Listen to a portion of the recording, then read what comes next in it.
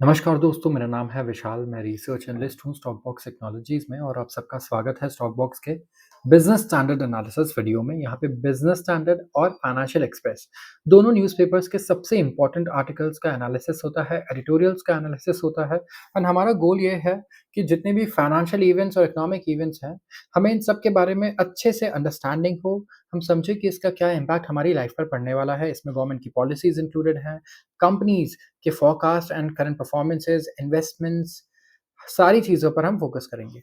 तो शुरुआत करते हैं सबसे पहले आर्टिकल से। Tamo shares nose dive after UBS sell ratings. यहाँ पे बात हो रही है टाटा मोटर्स की। टमो हम लोग टाटा मोटर्स को बोलते हैं एंड नोज डाइव का मतलब क्या होता है? बिल्कुल सीधा नीचे गिरना। यस, टाटा मोटर्स के शेयर कल 4 से 5% नीचे थे जब यूबीएस ने सेल रेटिंग दी है टाटा मोटर्स के शेयर पर। अब जानते हैं कि क्या मसला है ये। यहाँ पे ऑटो जायंट टाटा मोटर्स के शेयर्स 6% नीचे थे और 976 पर आ गए ये बॉम्बे स्टॉक एक्सचेंज पर बुधवार को, जब इंटरनेशनल ब्रोकरेज यूबीएस ने मेंटेन किया अपना सेल रेटिंग इस स्टॉक पर with sum of the parts base target price of 825। इनका ये कहना है कि हमारा टारगेट है 825 इस स्टॉक पर एंड ओवरऑल इनकी ऐसी क्या एक्सपेक्टेशंस एस्टिमेट्स है कि इन्हें लगता है कि टाटा मोटर्स का शेयर्स 800 का होना चाहिए। सबसे पहले तो ये डाउनसाइड रिस्क देख रहे हैं, कहाँ से? डाउनसाइड रिस्क देख रहे हैं सबसे पहले मार्जिन स्लिपेज से। मार्जिन इनका जो प्रॉफिट का मार्जिन है ये कम होने वाला इन्हें लगता है जैगुआर लैंड रोवर का with in Indian passenger vehicles, specially the electric vehicle arm. अब इलेक्ट्रिक व्हीकल आर्म में सबसे पहले तो इन्हें लगता है कि मार्जिन इनका कम हो जाएगा और जैगुआर लैंड रोवर की गाड़ियों में भी इनका प्रॉफिट मार्जिन कम होने वाला है। ओवरऑल इस ये स्टॉक अभी 17% नीचे है अपने रिकॉर्ड हाई से, जो 1180 रुपए के पास का इनका रिकॉर्ड हाई था 30 जुलाई 2024 में। टाटा मोटर्स मैन्युफैक्चर करता है और सेल करता है commercial vehicles, utility vehicles and passenger cars in India. Financial year 2024 में इनकी सेल्स में अगर आप देखें तो जेएलआर का करीब 69% शेयर था और इंडिया में जो इनके कमर्शियल और पैसेंजर व्हीकल्स हैं इनका कंबाइंड शेयर 30% था। तो जैगुआर लैंड रोवर से हम ये देख पा रहे हैं टाटा मोटर्स में अच्छी खासी सेल्स आ रही है और अगर यहाँ पे प्रॉफिट मार्जिन कम हुआ टाटा मोटर्स का जैगुआर लैंड रोवर की वजह से तो काफी बड़ा नुकसान हो सकता है कंपनी को, ऐसा मानना है यूबीएस का जो एक ब्रोकरेज है। तो इन्होंने बताया कि जो की डाउनसाइड रिस्क है, सबसे बड़े रिस्क क्या है टाटा मोटर्स के लिए आप ये जान लीजिए। सबसे पहले, अगर ब्रिटिश पाउंड काफी ज्यादा अप्रिशिएट कर गया अगेंस्ट यूएस या आरबी, यस, करेंसी रिस्क बहुत ज्यादा है इनके लिए, क्योंकि अगर करेंसी में चेंजेस आते हैं तो इस कंपनी का जो रेवेन्यू है वो इंटरनेशनल आता है, ठीक है, और ब्रिटिश पाउंड बहुत इंपॉर्टेंट है क्योंकि British company Jaguar land rover के ये ओनर है।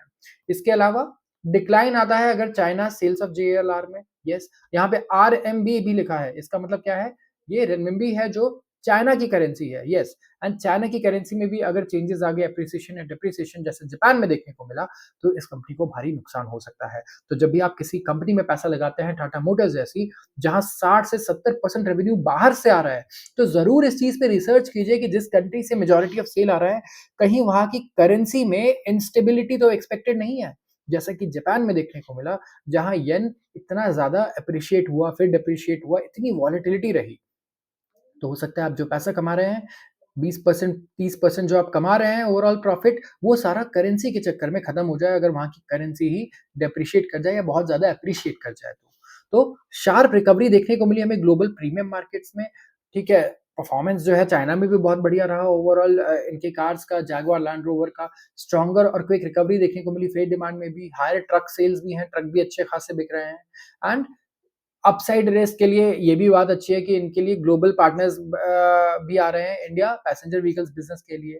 तो जैगुआर लैंड रोवर ने काफी बढ़िया रन किया है over the last few years, अगर आप एवरेज सेलिंग प्राइसेस देखिए, मार्जिन्स देखिए, क्योंकि डिमांड काफी बढ़िया है लेटेस्ट लॉन्चेस की। जैगुआर लैंड रोवर ने डिफेंडर लॉन्च किया, रेंज रोवर लॉन्च किया, रेंज रोवर स्पोर्ट, इन तीनों ने काफी बढ़िया अर्निंग्स बूस्ट किए हैं और ग्रॉस मार्जिन भी इनके लिए बूस्ट किया है। तो ये देखना बहुत जरूरी है कि जब आप ऐसे कंपनी में पैसा लगाएं तो करेंसीज के बारे में ज़रूर सोचें कि किस करेंसी में इसके पास पैसा आ रहा है। मैं कहूँ अगर एक कंपनी है जिसका पैसा आ रहा है टर्की की करेंसी में, किसी और की करेंसी में सबसे ज़्यादा, तो आप ज़रूर देखोगे कि यार टर्की वगैरह की करेंसी तो बहुत ज़्यादा डेप्रिशिएट हो जाती है, कभी बहुत ज़्यादा एप्रिशिएट भी हो जाती है, तो काफ़ी ज़्यादा यहाँ रिस्क है। तो इस आर्टिकल से हमने किस बारे में सीखा है? सबसे पहले तो करेंसी रिस्क के बारे में कि आप किसी भी कंपनी में इन्वेस्टेड हैं, कितनी ही बढ़िया कंपनी क्यों ना हो, कितने ही सेल्स क्यों ना बढ़ रहे हों, आप देखिए कि इंटरनेशनल करेंसी में कितना पैसा इनका आ रहा है, कौन-सी करेंसी है वो, ये जानना आपके लिए बहुत ज़रूरी है।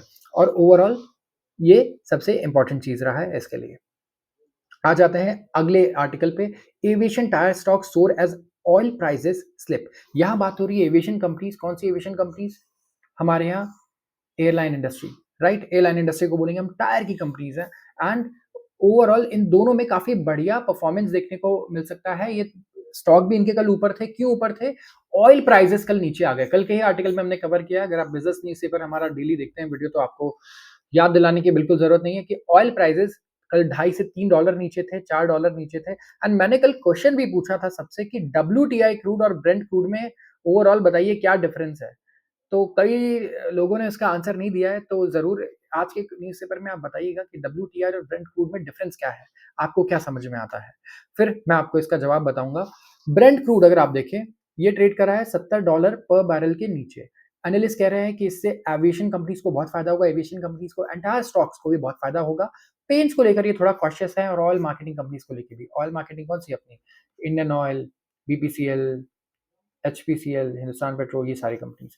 तो ऑयल अपने 20% नीचे है अपने रीसेंट पीक से। एंड जितने भी सेक्टर्स हैं वो ऑयल या उसके डेरिवेटिव्स को यूज करते हैं, वो काफी खुश हैं यहाँ पर। और मैं बताऊं, क्रूड ऑयल तो हर चीज में यूज होता है। आप अपने कमरे में चारों तरफ देखिए, आपके कपड़े, जूते, कमरे की पेंट, फर्नीचर, हर जगह क्रूड ऑयल ही यूज हुआ है। ठीक है, विदाउट क्रूड ऑयल पॉसिबल ही नहीं है इन चीजों को बनाना। तो अमंग द लॉट एविएशन और टायर स्टॉक्स वगैरह काफी ज्यादा बेनिफिट करेंगे इससे, क्योंकि यहाँ पे इनका इनपुट कॉस्ट बड़ा कम हो जाएगा। ब्रेंट क्रूड $70 के नीचे आ चुका है, इसका पीक था $91 का, तो यहाँ से काफी बढ़िया नीचे आया है ये। और ब्रेंट जो है ये अभी हमें एक्सपेक्टेड है कि नीचे ही रहने वाला है। क्यों? क्योंकि जो ऑर्गेनाइजेशन है उन कंट्रीज की जो पेट्रोल एक्सपोर्ट करती हैं, उनका कहना है कि डिमांड अभी ज्यादा नहीं है, डिमांड एक्चुअली कम ही है, तो आगे भी प्राइस नीचे ही रह सकता है। Organisation of the petroleum exporting countries, OPEC बोलते हैं हम इसे। वेरियस ऑयल लिंक स्टॉक्स हैं, बहुत सारे ऑयल लिंक स्टॉक्स हैं यहाँ पे जो काफी खुश है इस चीज को सुनकर, जैसे इंटरग्लोब एविएशन, इंडिगो एयरलाइंस, आपने सुना होगा, इंडिया का सबसे बड़ा एयरलाइंस है। ये एक सबसे बड़ा बेनिफिशियरी है। 38% यहाँ पे हमें सर्च देखने को मिला है ओवरऑल। हिंदुस्तान पेट्रोलियम ने करीब 37% गेन किया है, followed by Kamdhenu Ventures, Balkrishna Industries and Bharat Petroleum Corporation. इन सबके स्टॉक प्राइस अगर पिछले एक साल में देखें तो काफी बढ़िया बढ़ चुके हैं जब से ऑयल प्राइस नीचे आया है। एंड विनर्स एंड लूजर्स की बात करें तो एयरलाइंस को बिलीव करना है कि सबसे बढ़िया, ऑयल क्रूड ऑयल के दाम नीचे जाए तो सबसे बेस्ट विनर कौन है? एयरलाइंस। एंड इसके अलावा अगर आप देखेंगे तो सबसे ज्यादा जो रिएक्शन स्टॉक प्राइस पे आता है क्रूड ऑयल के, वो किस पर आता है? एयरलाइंस के, क्योंकि इनका काफी बड़ा खर्चा ओवरऑल क्रूड ऑयल का पड़ जाता है, राइट? तो ये बहुत जरूरी है हमारे लिए जानना कि क्रूड ऑयल के गिरने से सबसे ज्यादा फायदा किसको होने वाला है। इसके अलावा अगर आप देखेंगे तो टायर कंपनीज को काफी फायदा होगा, क्योंकि इनके मार्जिन बढ़ेंगे। अब मैं बताता हूँ टायर कंपनी के बारे में, एक बात याद रखिएगा, न्यूज़पेपर में हमने ये भी कवर किया है, ये बड़ी परेशान है, टायर कंपनीज अच्छा परफॉर्म नहीं कर रही, क्योंकि रबर से टायर बनता है। रबर के दाम पिछले 6 महीनों में काफी बढ़ चुके हैं, 1 सालों में, और घटने का नाम नहीं ले रहा है। तो इसकी वजह से इनका प्रॉफिट काफी कम हो गया है। अब क्या हुआ, प्रॉफिट पहले से ही कम हो रखा है क्रूड ऑयल के, लेकिन दाम अगर नीचे आ गए तो एक रॉ मटेरियल का कॉस्ट इनके लिए नीचे आ चुका है। और अगर रॉ मटेरियल का कॉस्ट इनके लिए नीचे आया है तो फायदा क्या है इनके लिए? फायदा ये है कि जो प्रॉफिट नीचे आया था, यहाँ पे थोड़ी सी रिकवरी देखने को मिलेगी, थोड़ी राहत मिलेगी। तो ऑयल मार्केटिंग कंपनीज की भी बात कर लेते हैं एक बार, जो रिफाइन करती हैं क्रूड को और फिर बेचती हैं पेट्रोल और डीजल। तो क्रूड खरीदते हैं ये, क्रूड कोई पेट्रोल नहीं होता है, क्रूड से ही पेट्रोल निकलता है, डीजल निकलता है, केरोसिन निकलता है, और दूसरे केमिकल्स भी निकलते हैं। तो क्रूड ऑयल प्राइसेस क्योंकि डिक्लाइन हुए हैं, तो ओवरऑल काफी सारे सेक्टर्स को फायदा है, ऑयल मार्केटिंग कंपनीज को भी यहाँ पे इसका बेनिफिट जरूर देखने को मिलेगा यहाँ पर। तो इस आर्टिकल में हमने क्या सीखा कि जब भी क्रूड के दाम नीचे आते हैं तो सबसे बड़ा बेनिफिशियरी एयरलाइंस ही रहता है यूजुअली। यहाँ पे दूसरा एक सेक्टर जो क्रूड को बहुत ज्यादा यूज करता है, डिपेंडेंट है क्रूड के कॉस्ट पे, यहाँ पे टायर इंडस्ट्री है। टायर इंडस्ट्री को भी इससे काफी बेटर बेनिफिट होता है। एंड तीसरे है oil marketing companies of course, and जो कंपनीज रिफाइन करती हैं, इनको भी फर्क पड़ता है। रिफाइनरीज को स्पेसिफिकली ज्यादा तब फर्क पड़ता है जब मार्केट बहुत ज्यादा वॉलेटाइल हो जाए ऑयल का। तो इन तीनों सेक्टर पर जरूर ध्यान दीजिए, इनके बारे में जरूर सोचिए जब भी आप बात करें किसी की, क्रूड ऑयल की। आते हैं अगले आर्टिकल पर। Electronic sector to touch $500 billion. By 2023। ये कहना है प्राइम मिनिस्टर का। एक बहुत ही बुलिश आउटलुक दिया है कंट्री के इलेक्ट्रॉनिक सेक्टर पे। बुलिश का मतलब क्या होता है? बुलिश का मतलब होता है पॉजिटिव। कोई चीज़ का दाम जब बढ़ने वाला होता है ना, तो आप बोलते हो कि मैं इस पर बहुत बुलिश हूँ। आप पॉजिटिव मूवमेंट एक्सपेक्ट कर रहे हो। जैसे ज़मीन ले रहे हो, तो बुलिश हो तभी तो ज़मीन ले रहे हो, आपको लगता है आगे दाम बढ़ेगा। तो इसका उल्टा होता है बेयरिश। प्राइम मिनिस्टर का कहना है कि इलेक्ट्रॉनिक सेक्टर $500 बिलियन की वैल्यूएशन टच कर लेगा at the end of the decade 2030 तक, एंड 60 लाख जॉब्स भी ये क्रिएट करेगा। इनका फर्दर कहना है कि जो गवर्नमेंट का गोल है वो ये इंश्योर करना है कि 100% इलेक्ट्रॉनिक्स मैन्युफैक्चरिंग कंट्री में हो, एंड इलेक्ट्रॉनिक सेक्टर की अभी वैल्यू $155 बिलियन है। तो ओवरऑल इलेक्ट्रॉनिक्स मैन्युफैक्चरिंग सेक्टर यहाँ पे काफ़ी बढ़िया तरीके से ग्रो कर रहा है, और इसका फाइन एग्जाम्पल मैं आपको देता हूँ। जब हम बात करते हैं रोज एप्पल की, एप्पल किस तरीके से बात कर रहा है इंडिया में मैन्युफैक्चरिंग सेटअप करने की। इसके अलावा दूसरा एग्जांपल कौन सा है? सेमीकंडक्टर। डेली डिस्कस कर रहे हैं। तो अगर गवर्नमेंट का गोल है कि ये सेक्टर यहाँ से 4 गुना हो जाए या 3 गुना हो जाए अगले 6 सालों में, 3 गुना हो जाए, तो ये कैसे होगा? जब इस सेक्टर में ओवरऑल जो रेवेन्यू है वो यहाँ से 3 गुना होगा। और अगर मुझे लगता है कि एक सेक्टर है जो रेवेन्यू जहाँ गवर्नमेंट चाहती है 3 गुना हो, तो मैं वहाँ इन्वेस्टमेंट भी करने का सोचूँगा। बट स्टॉक्स डिसाइड करना ईज़ी नहीं होता, तो ज़रूर इस तरीके से सोचिए कि अगर इन्वेस्टमेंट भी करना है, तो कौन से ऐसे सेक्टर है जहाँ पे गवर्नमेंट 2 गुना, 3 गुना, 4 गुना की बात कर रही है। तो मैं ये नहीं बोल रहा हूँ कि आप इस सेक्टर में पैसा लगा दीजिए, इससे बहुत बढ़िया सेक्टर भी हो सकते हैं जहाँ 10 गुना भी एक्सपेक्ट कर रही हो गवर्नमेंट। लेकिन इसको आप यूज़ कर सकते हैं इस इन्फॉर्मेशन को, क्योंकि सिर्फ़ दिमाग में स्टोर करना इज़ अ वेस्टेज अगर आप चीज़ों को यूज़ नहीं कर रहे हैं तो। तो प्राइम मिनिस्टर का कहना है कि you are at the right place at the right time. Chips are never down in 21st century India. And हमारी कंट्री अफ़र्मेशन देती है पूरी दुनिया को कि आप इंडिया पर बेट कर सकते हैं। गवर्नमेंट पीएलआई स्कीम लेकर आई और काफ़ी सक्सेसफुल रहा। यहाँ पे मेजर मैन्युफैक्चरर्स जैसे कि एप्पल इंडिया में मैन्युफैक्चर करना शुरू कर दिया जिन्होंने अपने आईफ़ोन्स को।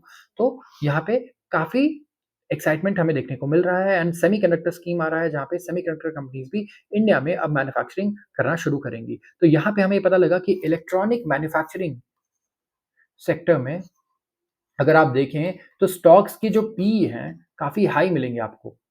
स्टॉक मार्केट में काफ़ी हाई वैल्यूएशन पे चलती है ये कंपनीज़, और इसका रीज़न क्या है? उसका रीज़न है इतना बढ़िया आउटलुक जो गवर्नमेंट खुद दे रही है। गवर्नमेंट का अगर आउटलुक ये है कि 3 गुना रेवेन्यू करने वाले हैं, तो ऑफ कोर्स इन्वेस्टर्स चाहेंगे कि अगर 6 साल में पैसा 3 गुना होता है, तो क्यों ना लगाएँ हम वहाँ पर। तो इस तरीके से इन्वेस्टर्स सोच रहे हैं, जितने फंड्स हैं और फॉरेन इन्वेस्टर्स हैं, और वो पैसा लगा रहे हैं सेक्टर में। आते हैं अगले आर्टिकल पर, सीमेंटिंग अ सस्टेनेबल फ्यूचर। ये एक एडिटोरियल है और यहाँ हम बात कर रहे हैं सस्टेनेबिलिटी की। यस, सस्टेनेबिलिटी एक इम्पोर्टेंट टॉपिक है, एंड हम इसलिए नहीं डिस्कस कर रहे हैं इसे सिर्फ कि हमारे लिए एनवायरनमेंट क्लीन होना चाहिए या फ्यूचर जनरेशंस के लिए बढ़िया होना चाहिए। रादर यहाँ इन्वेस्ट करके प्रॉफिट भी बहुत बढ़िया कमाने की अपॉर्चुनिटी है इस वक़्त, क्योंकि हमें लगता है जब पूरी दुनिया मिल कर के इन्वेस्ट कर रही है सस्टेनेबिलिटी में, इससे लेकर स्टार्टअप्स इतने सारे आ रहे हैं, इतने बड़े पी फंड्स जो हैं, वो पैसा लगा रहे हैं ऐसे स्टार्टअप्स में, तो मुझे लगता है हमें भी इस पर ज़रूर ध्यान देना चाहिए। इंडिया स्टैंड करता है क्रूशियल जंक्शन पे। यहाँ पे ये एक्सेलरेट करना चाहता है डेवलपमेंट एक्टिविटीज़ को और कार्बन एमिशंस को कम करना चाहता है। सो आप ऐसी कार चाहते हैं जो बहुत तेज़ चले, लेकिन वो एवरेज भी बहुत बढ़िया दे, पॉल्यूशन भी ना करे। बहुत टफ है। तो इंडिया को यही चीज़ बैलेंस करनी है। तो बहुत ही टफ चीज़ है ये। एंड नेट ज़ीरो का टारगेट है हमारा 2070 तक कि हम net zero carbon dioxide emit करें एनवायरनमेंट में। एंड ये this is not going to be easy. तो कई सारे सेक्टर्स को अलग-अलग स्टेप्स उठाने पड़ेंगे, इनिशिएटिव्स लेने पड़ेंगे, इंक्लूडिंग सीमेंट। एंड ये सिर्फ प्रोडक्शन पे नहीं फोकस कर रहे हैं इस वक़्त, या कंज्यूमर की डिमांड को सैटिस्फाई करने के लिए, बल्कि एमिशंस को कम करने पे भी फोकस कर रहे हैं। Cement industry, it should meet a burgeoning construction demand. Burgeoning का मतलब क्या है? बढ़ता हुआ। बढ़ता हुआ मतलब बर्जनिंग। एंड कंस्ट्रक्शन डिमांड बढ़ रहा है इंडिया में। ये से बता रहा है कि सीमेंट इंडस्ट्री को सिर्फ कंस्ट्रक्शन डिमांड को फुलफिल करने में, सेटिस्फाई करने पे नहीं फोकस करना चाहिए, जब बल्कि ओवरऑल सस्टेनेबिलिटी को भी इंटीग्रेट करना चाहिए हर एक स्ट्रैटेजी में, कि किस तरीके से हम ये सस्टेनेबली कर पाएँ। लेकिन ये तो सिर्फ शुरुआत है। अभी इंडस्ट्री को डबल डाउन करना होगा, डबल एफर्ट्स डालने होंगे और इन्वेस्टमेंट भी करनी होगी इन टर्म्स ऑफ टाइम्स और रिसोर्सेज, ताकि वो अपने कार्बन फुटप्रिंट को कम करे। जितना पॉल्यूशन सीमेंट इंडस्ट्री कर रही है ओवरऑल मार्केट में, प्रोडक्शन में, उसको वो नीचे लेकर आए। इसके लिए इसे इन्वेस्टमेंट भी करना होगा, रिसर्च भी करना होगा, ताकि सस्टेनेबल फ्यूचर की तरफ इंडिया एज़ अ कंट्री भी बढ़ सके। सीमेंट इंडस्ट्री ने काफ़ी सिग्निफिकेंट स्ट्राइड्स किए हैं। स्ट्राइड्स मतलब बड़े कदम उठाए हैं एमिशंस को कम करने में। एंड यहाँ पे 2 चीज़ों से ये ड्रिवन रहा है, डुअल इम्पेरेटिव्स हमने बोला है। सबसे पहले तो सस्टेनेबल डेवलपमेंट और दूसरा रेगुलेटरी कंप्लायंस, मतलब लीगल कंप्लायंस रेगुलेटरी हो गया और दूसरा हो गया सस्टेनेबल डेवलपमेंट। इन्होंने एक मल्टी फेसेटेड अप्रोच लिया है जिससे ये एनवायरमेंटल इम्पैक्ट को कम कर पाए, एनवायरमेंट पे पड़ने वाले इम्पैक्ट को ये कम कर पाए। ओवरऑल ऐसे इन्होंने मल्टी फेसेटेड अप्रोच लिए हैं, मतलब अलग अलग तरीके के अप्रोच लिए हैं। कोई एक चीज इन्होंने ऐसा नहीं चूज किया है जिसपे वो बहुत ज्यादा ओवर बेट कर रहे हो। तो प्राइमरी स्टेप्स सबसे पहले इन्होंने लिया है ऑल्टरनेटिव रॉ मटेरियल्स का। सीमेंट इंडस्ट्री जो रॉ मटेरियल यूज करती है, यहाँ पे अब ये ऑल्टरनेटिव्स को यूज कर रही है, वेस्ट को भी यूज कर रही है, जो वेस्ट प्रोडक्ट्स है जैसे फ्लाई ऐश, स्लैग। अब इंडस्ट्री लाइमस्टोन के इस्तेमाल को कम कर रही है जिससे ग्रीन हाउस गैस कम एमिट हो रहा है पहले से। तो ये एक काफी पॉजिटिव नोट पर काम चल रहा है यहाँ पर। इसके अलावा ओवरऑल ब्लेंडेड सीमेंट्स का यूज भी पहले से बढ़ गया है, जो ये ऑल्टरनेटिव मटेरियल्स यूज करते हैं। एक दूसरा इंपॉर्टेंट स्टेप यहाँ पे है कार्बन एमिशंस को कम करने के लिए, वो है फॉसिल फ्यूल को इग्नोर करना और ऑल्टरनेट एनर्जी सोर्सेज पर जाना। जैसे सीमेंट मैन्युफैक्चरर्स क्या कर रहे हैं, सोलर और wind energy, biomass, municipal solid waste on use tyres, इन चीजों का इस्तेमाल कर रहे हैं। देखिए क्या ऑल्टरनेटिव ढूंढा सीमेंट इंडस्ट्री ने, solar energy, wind energy, biomass, municipal solid waste and used tyres. जो हमारे पुराने टायर्स होते हैं उनको यूज कर रहे हैं। जो हम कचरा डालते हैं डस्टबिन में, ये म्युनिसिपैलिटी के पास जो सॉलिड वेस्ट होता है उसको यूज कर रहे हैं, और बायोमास को। और जो टेक्नोलॉजी में एडवांसमेंट आ रही है और इम्प्रूव कंबशन आ रहा है, इसकी वजह से जो ऑल्टरनेटिव एनर्जी सोर्सेज है ना, ये काफी एफिशिएंट भी हो गए हैं और सस्ते भी पड़ रहे हैं। पहले ये बहुत महंगे पड़ते थे। तो इन्हें यूज करना मतलब कि आप अपने प्रॉफिट को यहीं पे खत्म कर दे रहे हो। तो अब ऐसा बिल्कुल भी नहीं है। और एनर्जी एफिशिएंसी एक क्रिटिकल एरिया है फोकस का। इंडियन सीमेंट कंपनीज ने इंप्लीमेंट किया है एडवांस टेक्नोलॉजी, जैसे कि वेस्ट हीट रिकवरी सिस्टम्स, जो कैप्चर करती हैं और रीयूज करती हैं हीट को ड्यूरिंग मैन्युफैक्चरिंग। ये कन्वर्ट करता है वेस्ट हीट को यूजेबल इलेक्ट्रिसिटी में और रिड्यूस करता है ओवरऑल एमिशंस को। Additionally modern clinker production techniques जैसे कि प्री कैल्सिनर्स, प्री हीटर्स, इन्होंने थर्मल एफिशिएंसी को काफ़ी ज़्यादा इंक्रीज़ कर दिया है ओवरऑल। तो इससे भी कार्बन डाइऑक्साइड एमिशंस काफ़ी कम हो चुके हैं। इंडस्ट्री और क्या कर रही है? Cement industry eco friendly transportation की तरफ भी जा रही है। जैसे जो रोड ट्रांसपोर्ट है, प्राइमरी मोड ऑफ ट्रांसपोर्टेशन है, यहाँ पर देखा जा रहा है कि काफ़ी एनवायरमेंटल फ्रेंडली ऑप्शन को चूज़ किया जा रहा है, जैसे कि ट्रेन। ट्रेन इलेक्ट्रिसिटी से चलती है, या फिर वाटरवेज़, जहाँ एमिशन काफ़ी कम है, और डीज़ल पावर ट्रक से तो ये बहुत ही ज़्यादा क्लीन है। तो इनका कोई कंपैरिज़न नहीं है। वाटर कंजर्वेशन भी बहुत इंपॉर्टेंट है, तो इस पर भी काफ़ी फोकस किया जा रहा है, जैसे air cool condensers, rain water harvesting, sewage treatment, recycle water usage, ये इंप्लीमेंट किया जा रहा है ज़्यादा से ज़्यादा सीमेंट इंडस्ट्रीज में। और डिजिटलाइजेशन और ऑटोमेशन भी अट्रैक्ट कर रहा है इंडस्ट्री के अटेंशन को, ताकि ये अपने पोटेंशियल को फैसिलिटेट कर सके एमिशन रिडक्शन में। तो यहाँ पे डेटा एनालिटिक्स का इस्तेमाल किया जाता है, ऑटोमेशन सिस्टम्स का इस्तेमाल किया जाता है, ताकि रियल टाइम मॉनिटरिंग किया जा सके और ऑप्टिमिज़न ऑप्टिमाइज़ किया जा सके प्रोडक्शन के प्रोसेस को। तो इससे सीमेंट इंडस्ट्री ऐसा नहीं है कि अपनी एफिशिएंसी को सैक्रिफाइस करना चाहेगी या प्रोडक्शन को, बल्कि उसे और एनहांस करना चाहेगी और साथ ही साथ इन चीज़ों पे भी काम करना चाहेगी।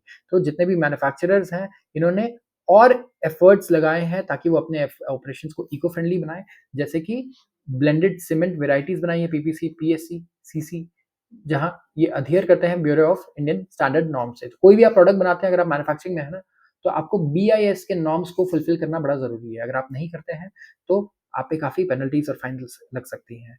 सो ये बहुत ज़रूरी है कि आप कोई भी प्रोडक्ट बनाने का सोच रहे हैं, तो ज़रूर ब्यूरो ऑफ इंडियन स्टैंडर्ड्स को देखें, पढ़ें इसे, कि क्या ये आपका प्रोडक्ट कहीं कॉन्ट्राडिक्ट तो नहीं करता इसमें लिखी हुई चीज़ों को।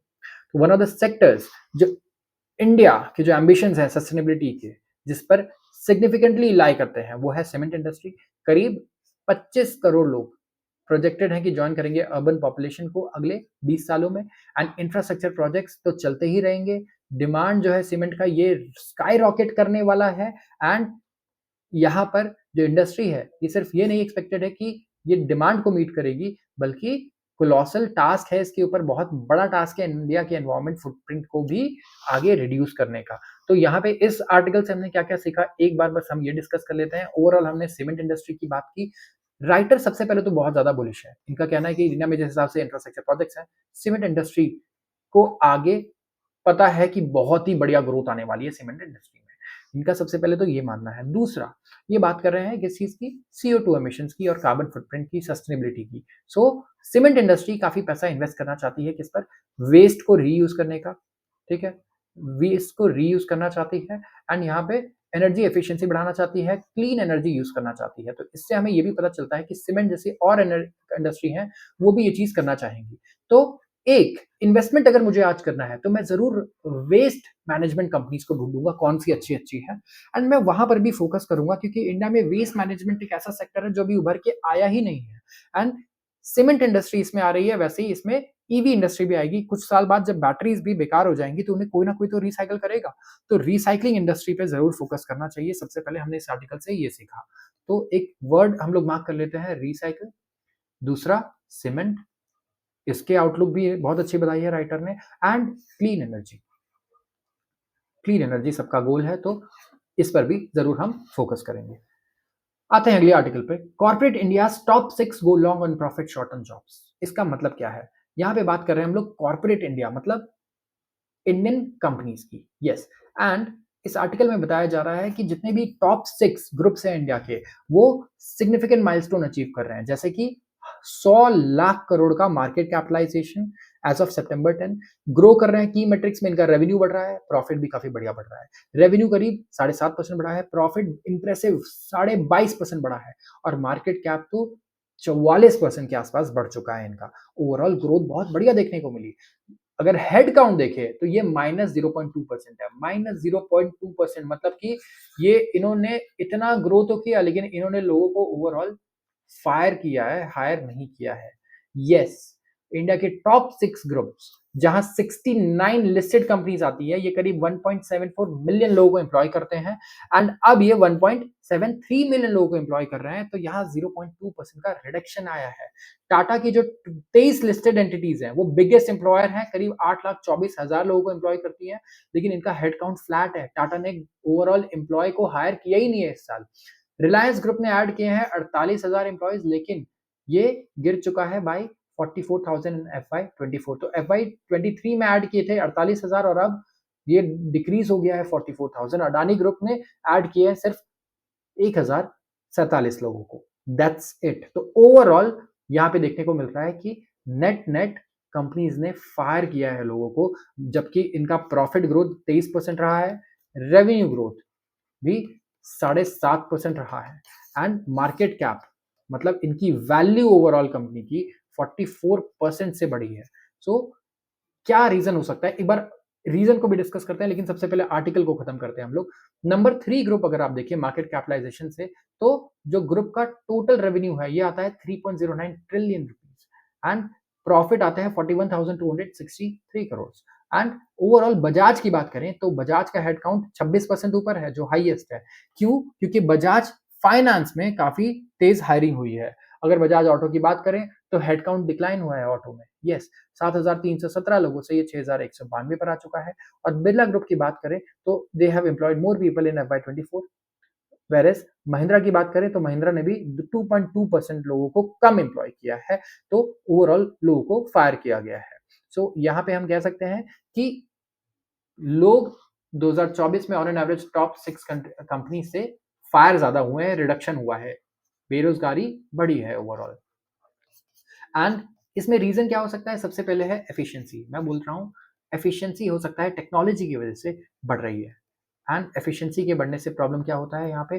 जैसे कि एआई, अगर एआई आ जा रहा है तो प्रॉब्लम ये नहीं है कि एआई आपका काम कर लेगा पूरा, यस, लेकिन ये है कि जो एक इंसान है वो हो सकता है 2 इंसान की काम कर ले, 2 इंसान जितना आउटपुट निकाल दे।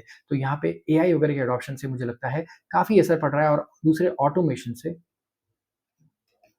कि लोगों की जॉब्स जा रही हैं। तो इस आर्टिकल से हमें क्या सीखने को मिल रहा है? आपकी कंपनी ग्रो कर रही है, इसका मतलब ये नहीं कि आपकी जॉब सेफ है। हो सकता है कि आपके स्किल्स रेलेवेंट ना हो, तो स्किल्स को रेलेवेंट करने के लिए देखिए कि किस स्किल्स की आगे अगले 20 सालों में रिक्वायरमेंट है। नंबर 1 यहाँ पे मैं क्या देख रहा हूँ? एफिशिएंसी बढ़ रही है किस चीज़ से? आर्टिफिशियल इंटेलिजेंस और ऑटोमेशन से। तो ऐसे स्किल्स एक्वायर करें जहाँ पे आप एआई को यूज़ कर पाएँ।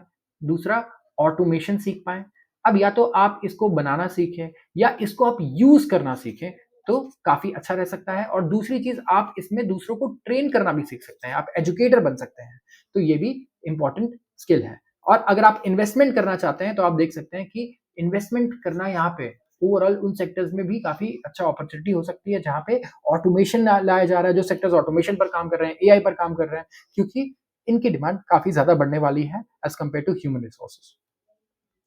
आते हैं अगले आर्टिकल पर। Investors switch to safe haven funds. Mutual funds offering जो सबसे सेफर ऑप्शंस माने जाते हैं जिनके, वो विटनेस कर रहे हैं काफ़ी बड़ा इन्फ्लो। यस, इसका मतलब कि जितने भी लोग हैं बाज़ार में, वो पैसा उन म्यूचुअल फंड्स पे लगा रहे हैं जहाँ पे रिटर्न भले ही कम आए, लेकिन सेफ होने चाहिए। That's it. तो ये एक साइन है कि लोग अब कंसर्न है, लोग यहाँ पर डर चुके हैं एंड ग्लोबल स्लोडाउन एक्सपेक्ट कर रहे हैं और एलिवेटेड वैल्यूएशंस उन्हें लग रहा है कि mid cap and small cap segment में आ चुका है। Large cap, flexi cap, balance advantage funds together इन्होंने 9,363 करोड़ का इनफ्लो रिकॉर्ड किया अगस्त में, 70% इंक्रीज हुआ है। सो अगर सेफ फंड्स में पैसा ज्यादा आ रहा है, इसका मतलब कि लोग डरे हुए हैं, इससे पता लग रहा है। लोग एक्सपेक्ट कर रहे हैं कि ग्लोबल इकोनॉमी शायद अच्छा ना करे या इंडियन स्टॉक मार्केट काफी ओवर वैल्यूड हो चुका है। स्पेसिफिकली उन्हें शायद ये लग रहा है कि स्मॉल कैप और मिड कैप अब ज़्यादा सेफ नहीं है, इसीलिए वो पैसा यहाँ डाल रहे हैं। बट ओवरऑल हमने देखा है कि जैसा लोगों को लगता है मार्केट में, मार्केट उससे हमेशा विपरीत चलती है, उल्टा चलती है। तो इंडियन स्टॉक मार्केट ने काफ़ी टर्बुलेंस फेस किया है अर्ली सेशंस ऑफ अगस्त में, जहाँ पे यूएस का एम्प्लॉयमेंट डेटा आया, तब हमें मार्केट में थोड़ा करेक्शन देखने को मिला। रेट हाइक की बात हुई बैंक ऑफ जापान द्वारा, तब देखने को मिला और कुछ दूसरे ग्लोबल फैक्टर्स भी थे, लेकिन मार्केट ओवरऑल काफ़ी बढ़िया रिकवर कर चुका है वहाँ से। आते हैं अगले आर्टिकल पे। Government recharges EV support with 10,900 crore PME drive. यहाँ पे बात चल रही है यूनियन कैबिनेट की, हमारे गवर्नमेंट की, एंड ज़्यादा लंबा इसमें नहीं है कुछ। मैं बता दूँ कि सिग्निफिकेंट इनिशिएटिव्स लिए जा रहे हैं गवर्नमेंट द्वारा स्पेसिफिक सेक्टर में। तो हमारे लिए गोल की इंपॉर्टेंट क्या है कि हम उन सेक्टर्स को नोट कर लें। इंपॉर्टेंट सेक्टर्स हैं, गवर्नमेंट कह रही है health, infra and renewable energy. Yes, health, infra and renewable energy, इस चीज को, इसमें से इंफ्रा और रिन्यूएबल एनर्जी हम दूसरी बार डिस्कस कर रहे हैं। एक तो हमने सीमेंट के साथ डिस्कस किया था इंफ्रा, एंड दूसरा हमने डिस्कस किया था ये भी सीमेंट के साथ ही। तो देखिए सेक्टर्स कितने कनेक्टेड है, वेल कनेक्टेड है। एंड अगर आप बिगेस्ट डिसीजन देखें कैबिनेट के, तो इन्होंने एलोकेट किया 10,900 करोड़ थर्ड आइटरेशन के लिए for fame, for electric vehicles के लिए है ये। और इन्होंने हेल्थ इंश्योरेंस कवर के लिए भी डिसीजन ले लिया है, जहां आयुष्मान भारत सारे सिटीजन को जिनकी एज 70 या उससे ज्यादा है, उसे हेल्थ इंश्योरेंस कवरेज देगा। ये डिसीजन आया है 100 दिन कंप्लीट होने से पहले, जो नई गवर्नमेंट है उसके। एंड ओवरऑल यहाँ पे गवर्नमेंट चाहती है कि इलेक्ट्रिक ड्राइव रेवोल्यूशन आए इंडिया में, जितने भी इनोवेटिव व्हीकल एनहेंसमेंट है वो आए। नितिन गडकरी जी जो ट्रांसपोर्ट मिनिस्टर है, उनका भी कहना है कि रेडी हो जाइए हमारे ऑटोमोबाइल सेक्टर में। गाड़ी, चाहे आप थ्री व्हीलर की बात करें, टू व्हीलर या फोर व्हीलर या फिर ट्रक्स, बहुत बड़े रेवोल्यूशन आने वाले हैं, बहुत बड़े चेंजेस आने वाले हैं। सो गवर्नमेंट बहुत ज्यादा पैसा बेट करने को तैयार है इस वक्त नई टेक्नोलॉजीज पे, जहां एनर्जी हो और एनर्जी का यूटिलाइजेशन हो, जैसे कि गाड़ियां। तो यहाँ पे सिर्फ बिग बिग पॉइंट्स हम लोग ले लेते हैं। क्या है? 10,900 करोड़ का आउटले है 2 साल के लिए। ये 2.48 मिलियन इलेक्ट्रिक टू व्हीलर गाड़ियां, स्कूटी और बाइक जो इलेक्ट्रिसिटी से चलती हैं, उनको सपोर्ट करेंगे। ये थ्री व्हीलर ऑटोज की बात हो रही है यहाँ पे, 3,16,000 थ्री व्हीलर ऑटो को सपोर्ट करेंगे और 14,000 बसेस को। एंड सेपरेट 3,500 स्कीम लाई गई है बसेस के लिए। तो किसी ने कमेंट सेक्शन में मेरे से पूछा था कि गवर्नमेंट ऐसा क्यों नहीं कर रही है कि जो सरकारी गाड़ियां हैं उनको ही सबसे पहले इलेक्ट्रीफाई कर दे, जैसे कूड़े वाला आता है म्युनिसिपैलिटी का, या फिर ऑटोज है, बसेज है गवर्नमेंट की, उनको इलेक्ट्रीफाई करे। तो देखिए चल रहा है ड्राइव, गवर्नमेंट कर रही है। और आप एक बार चेक तो कीजिए, इलेक्ट्रा इलेक्ट्रिक जैसे स्टॉक्स थे जिनके स्टॉक 200-300 रुपए, 100 रुपए पे चलते थे, साल भर में वो 10 गुना हो गए, 15 गुना भी हो गए, 5 गुना हो गए 6-6 महीने में। कैसे? क्योंकि गवर्नमेंट ने इलेक्ट्रिक बसेस को काफ़ी सारे नए टेंडर्स दिए हैं, नए प्रोजेक्ट्स दिए हैं, लेकिन सप्लाई भी इतनी जल्दी आना ईज़ी नहीं है, तो आपको ज़रूरी नहीं कि वो तुरंत दिखने लगे, ठीक है? तो हाइड्रो पावर प्रोजेक्ट्स भी आए हैं 12,461 करोड़ के, क्योंकि जब इलेक्ट्रिसिटी से इतनी सारी गाड़ियाँ चलाने वाले हो, तो इलेक्ट्रिसिटी कहाँ से लाओगे? वो भी तो क्लीन लाओ, कोल से बना के लाकर क्या फ़ायदा? तो यहाँ पे इन तीनों चीज़ों की बात हो रही है एंड काफ़ी बढ़िया यहाँ पे गवर्नमेंट के इनिशिएटिव्स भी हैं। तो रिन्यूएबल एनर्जी में हम लोग सिर्फ बात गाड़ियों की नहीं कर रहे हैं। एक तो हो गया इलेक्ट्रिक व्हीकल और दूसरा हो गया प्रोडक्शन। जैसे कि क्लीन एनर्जी में आप कह सकते हैं सोलर एनर्जी से आप काम कर रहे हैं या फिर हाइड्रो की बात करें या न्यूक्लियर एक बहुत बढ़िया अल्टरनेटिव है। ऑल्दो हाइड्रो को कई लोग क्लीन नहीं मानते हैं क्योंकि हाइड्रो एनर्जी सेटअप करने में ना किसी भी डैम अगर आप बनाते हो, तो उस जगह के पूरे एनवायरनमेंट और इकोसिस्टम को ना आप चेंज कर देते हो, डिस्ट्रॉय कर देते हो, वाइल्ड लाइफ वगैरह को। तो इसीलिए हाइड्रो को इतना क्लीन नहीं मानते हैं कई लोग। बट ओवरऑल सोलर काफ़ी बढ़िया रहेगा यहाँ पे एंड न्यूक्लियर एनर्जी काफ़ी हेल्पफुल रह सकता है हम सबके लिए। तो इस पर ध्यान देना बहुत ज़रूरी रहेगा। बात करते हैं जेएसडब्ल्यू एमजी की, ज़्यादा टाइम नहीं लूँगा इसमें लेकिन मैं बताऊँगा कि टाटा मोटर्स का शेयर हमने देखा कि कहा जा रहा है कि 5% नीचे था कल। इसका एक रीज़न और भी है। देखिए टाटा ही एक कंपनी है, मैं बताऊँ जो 10 लाख के अंदर जिसके पास इलेक्ट्रिक व्हीकल्स हैं, ठीक है? एंड इंडिया में सिर्फ 2 ही इलेक्ट्रिक व्हीकल हैं जो 10 लाख के अंदर आती है कार्स में। कोई है ही नहीं इसमें कम्पीट करने वाला सिवाय एक कंपनी के, ये है JSW. Yes, JSW and MG motor, MG Hector आपने सुना होगा। इन दोनों ने मिलके जॉइंट वेंचर बनाया है जिसमें ये SUV crossover sports utility vehicle launch करने वाले हैं बहुत ही एग्रेसिव प्राइसिंग के साथ। एंड ये इसमें ये भी गारंटी दे रहे हैं कि ये गाड़ी हम ही आपसे खरीद लेंगे 6 साल बाद इतने रेट पर। बैटरी की लाइफ टाइम वारंटी दे रहे हैं ये और पब्लिक चार्जिंग भी 1 साल के लिए बिल्कुल फ्री, अनलिमिटेड। इतनी सारी चीज़ें लॉन्च की है जेएसडब्ल्यू ग्रुप ने और एमजी मोटर्स ने मिलके। अब बताइए कि आप अगर टाटा मोटर्स से कोई भी शेयर लेके बैठे हैं, तो आप भी एक बार को डर जाएँगे ना, कि यार ये कंपनी कह रही है कि 10 लाख के अंदर एक तो गाड़ी बेचेगी और उसके बाद बैटरी की वारंटी लाइफ टाइम, चार्जिंग 1 साल के लिए फ्री और गाड़ी वापस भी तुमसे खरीद लेगी 5-6 साल बाद, फिक्स रेट है वो भी आज तुम्हें टेंशन फ्री कि इतना में हम आपसे वापस ले लेंगे। तो 2 गाड़ियाँ इन्होंने लॉन्च की है। सबसे पहले तो battery as a service pricing model रखा है। इसमें क्या करेगा कस्टमर परचेज़ कर सकता है विंडसर को at starting price of 10 lakh ex showroom और फिर बैटरी यूसेज फी देगा ₹3.5 पर किलोमीटर। तो अब देखिए आपके कार में कॉस्ट क्या आती है? यूजुअली कार में कॉस्ट आती है मैंने देखा है ₹30 ₹35 पर किलोमीटर अगर आप एसयूवी चला रहे हैं या ₹25 पर किलोमीटर ऑन एन एवरेज। अगर आप अगले 10 साल का भी एस्टिमेट लेते हैं तो। अब इसके अलग-अलग फ़ॉर्मूलाज़ है बट मैं एक एस्टिमेट दे रहा हूँ और उससे 10 गुना कम आपको पर किलोमीटर चार्ज इसमें लगेगा। विंडसर अगर मैं बात करूँ 4.29 मीटर लॉन्ग एक क्रॉसओवर एसयूवी इन्होंने लॉन्च किया जिसका नाम विंडसर है एंड ये कम्पीट करेगी टाटा मोटर्स के रिसेंटली लॉन्च कर्व इलेक्ट्रिक से जो 4.31 मीटर की है लेकिन कर्व का दाम है 17.5 लाख एक्स शोरूम और ये कार ये लॉन्च कर रहे हैं सिर्फ 10 लाख में। तो काफ़ी एग्रेसिवली जेएसडब्ल्यू यहाँ पे मैं बोलूँगा पेनिट्रेट करने की कोशिश कर रहा है ईवी सेगमेंट में, ईवी मार्केट में और इसलिए टाटा मोटर्स की हालत थोड़ी खराब है। एंड मारुति ने भी कल ही अनाउंस किया कि वो लॉन्च कर रहे हैं जनवरी में एक इलेक्ट्रिक व्हीकल और सिर्फ इलेक्ट्रिक व्हीकल नहीं, वो पूरा इकोसिस्टम लॉन्च कर रहे हैं। तो वी हैव टू सी कि मारुति किस प्राइस सेगमेंट में यहाँ पे अपनी कार लेकर आता है। Majority of car sales India में जो हो रहे हैं, ये हो रहे हैं 10 लाख के अंडर के सेगमेंट में। तो एमजी कह रहा है ये हमारे लिए लॉजिकली नहीं है कि हम 10 लाख के अंदर कोई कार ना लॉन्च करें और 17-18 लाख की कार बेचें। तो अगर आपको सिर्फ 1000 डेढ़ हज़ार कार बेचने हैं, तो आप करो फिर 25 लाख की कार बनाओ, 30 लाख की कार बनाओ। लेकिन अगर आपको पूरा इंडियन मार्केट कैप्चर करना है, तो यहाँ पे आपको क्या करना होगा 10 लाख के अंदर की गाड़ी बनानी होगी। तो इनका ये कहना है कि बहुत ही एग्रेसिव होना पड़ेगा इन्हें एंड इन कॉन्सेप्ट्स को लाना होगा, नहीं तो कंज्यूमर्स कभी भी ईवी को सीरियसली नहीं लेंगे। इंडियन कंज्यूमर्स भी बेवकूफ नहीं हैं। अगर आप एक्विजिशन कॉस्ट ही इतना महँगा रखोगे 15 लाख, 20 लाख, बैटरी लाइफ आपकी 5 साल है, रीसेल वैल्यू पता नहीं इलेक्ट्रिक कार का रीसेल वैल्यू आपको पता है? आज मुझे पता है कि अगर मैं लेट्स से मारुति की कोई कार लेता हूँ फॉर एग्जांपल स्विफ्ट डिज़ायर, जो बहुत ज़्यादा चलती है, टैक्सेस में भी यूज़ होती है। आई नो कि मैं 8 लाख खर्च कर रहा हूँ, 9 लाख खर्च कर रहा हूँ या 7 लाख खर्च कर रहा हूँ, मुझे रीसेल वैल्यू बहुत बढ़िया मिलेगी। इसका एवरेज मुझे पता है और इसके सर्विस सेंटर हर जगह हैं, पार्ट्स भी अवेलेबल हैं, ठीक है? अब मैं ईवी लेने जा रहा हूँ, मुझे ईवी पड़ेगी 14 लाख, 15 लाख की। सबसे पहले तो कॉस्ट इतना ज़्यादा डबल है। दूसरा बैटरी लाइफ का पता नहीं, 5 साल बैटरी ठीक है, मैं कहता हूँ बहुत बढ़िया रहेगी, लेकिन ऐसा नहीं है ना कि 5 साल बिल्कुल सेम रहेगी एफिशिएंसी। आज अगर वो 300 किलोमीटर चलती है एक चार्ज पे, क्या 3 साल बाद भी वो 300 किलोमीटर चलेगी सेम चार्ज पे? हमारे मोबाइल की बैटरी देखिए धीरे-धीरे, धीरे-धीरे डिटेरियोरेट होती है और 1 साल बाद भी बैटरी बैकअप कम आता है पहले से। एंड इसके बाद रीसेल वैल्यू मुझे पता है कि डिज़ायर अगर मैं लेता हूँ आज फॉर एग्ज़ाम्पल या कोई भी कार लेता हूँ, जो बढ़िया चल रही है आजकल, तो रीसेल वैल्यू उसकी है लेकिन इलेक्ट्रिक कार्स का तो कुछ पता ही नहीं कोई सेकंड हैंड लेगा या नहीं। तो ये सारे कंसर्न्स जेएसडब्ल्यू ने देखिए एज़ अ बिज़नेस सीखने की बहुत ज़रूरत है हमें जेएसडब्ल्यू से, सारे कंसर्न ही दूर कर दिए। लाइफ टाइम वारंटी दे दी बैटरी की और ये भी बोला कि बाय बैक भी कर लेंगे ये। किसी भी विंडसर जो कार है इसे 60% वैल्यू पे ये बाय बैक कर लेंगे। 10 लाख की कार आपकी 6 लाख में बिक जाएगी।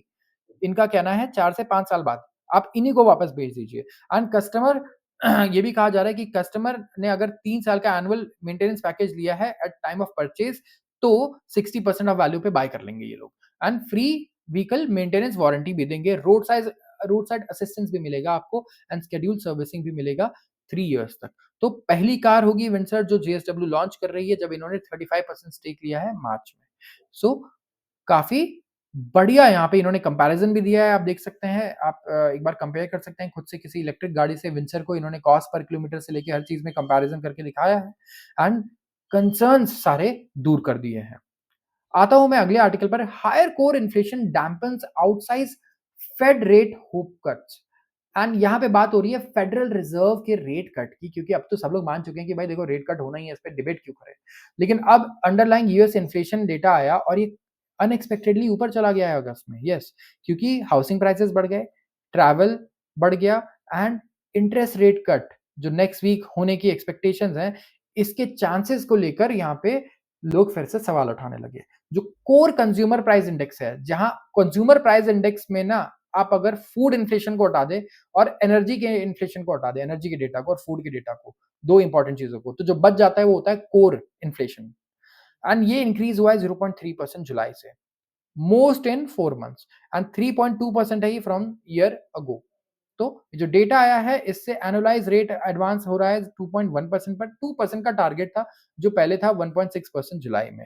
इकोनॉमिस्ट देख रहे हैं कि जो कोर गेज है वो बेटर इंडिकेटर है अंडरलाइंग इन्फ्लेशन का ओवरऑल सीपीआई से। इकोनॉमिस्ट का कहना है कि कोर सीपीआई डेटा बेटर है, मतलब सीपीआई से अगर फूड इन्फ्लेशन और एनर्जी को हटा दे तो ये बेटर डेटा बताता है महंगाई के बारे में। एंड यहाँ पे एनुअल जो है आप देखेंगे तो इन्फ्लेशन हमें वैसे भी लग रहा था कि कमी आएगा, क्योंकि गैस के प्राइसेस काफ़ी कम हुए हैं, मतलब वहाँ पे गैसोलीन बोलते हैं पेट्रोल डीज़ल को। तो इससे काफ़ी फ़ायदा होगा ओवरऑल इन्फ्लेशन डेटा को। तो यहाँ पे हमें मेन फैक्टर देखना होगा कि क्या है जिसकी वज़ह से इन्फ्लेशन बढ़कर आ रहा है। पॉलिसी मेकर्स ने तो क्लियर कर दिया है कि ये फ़ोकस्ड हैं सॉफ्टनेस इन लेबर मार्केट पे, जो पॉलिसी डिस्कशंस का टॉपिक रहने वाला है। सॉफ्टनेस इन लेबर मार्केट का क्या होता है मैं बता दूँ आपको, जो अनएम्प्लॉयमेंट है वहाँ पे, ठीक है? वो इंक्रीज़ हो रहा है कई महीनों से एंड अनएम्प्लॉयमेंट जब इंक्रीज़ होता है यूएस मार्केट में इस तरीके से, तो लोग डरने लगते हैं कि कहीं रिसेशन तो नहीं आने वाला है मार्केट में। कहीं कंपनीज़ इसलिए तो नहीं फायर कर रही हैं कि आगे रिसेशन है। लेकिन आप ये देखिए कि इंडिया में टॉप कंपनीज़ फायर कर रही हैं जब इतनी बढ़िया ग्रोथ है तब भी। तो अनएम्प्लॉयमेंट के रीज़न सिर्फ रिसेशन नहीं हो सकता है, यूएस में भी एफिशिएंसी जिस हिसाब से बढ़ रही है एआईज़ और दूसरे टेक्नोलॉजी आने के बाद, ये एक बहुत बड़ा रीज़न हो सकता है। एंड हो सकता है कि जो ट्रेडिशनल रिक्वायरमेंट्स थी स्किल्स की, ट्रेडिशनल स्किल्स की, अब वो चेंज हो चुकी है एंड हमें नए स्किल्स की रिक्वायरमेंट है अब। तो फिगर्स रिपोर्ट हो रहे हैं 1 डेसिमल पॉइंट बेसिस पे बाय बीएलएस एंड यहाँ पे आप कह सकते हैं कि जो फेड ऑफिशियल्स और इकोनॉमिस्ट हैं, ये और भी चीज़ों में देखते हैं better sense of inflationary trajectory के लिए। तो सीपीआई ओवरऑल बढ़कर आया है, लेकिन येस बहुत ज़्यादा कंसर्न्स इसके लिए लोग नहीं शो कर रहे हैं। तो आज के लिए बस इतना ही। अगर आपको वीडियो पसंद आए तो ज़रूर इसे लाइक करें। चैनल को सब्सक्राइब करना बिल्कुल भी ना भूलें। आप सबका बहुत-बहुत धन्यवाद।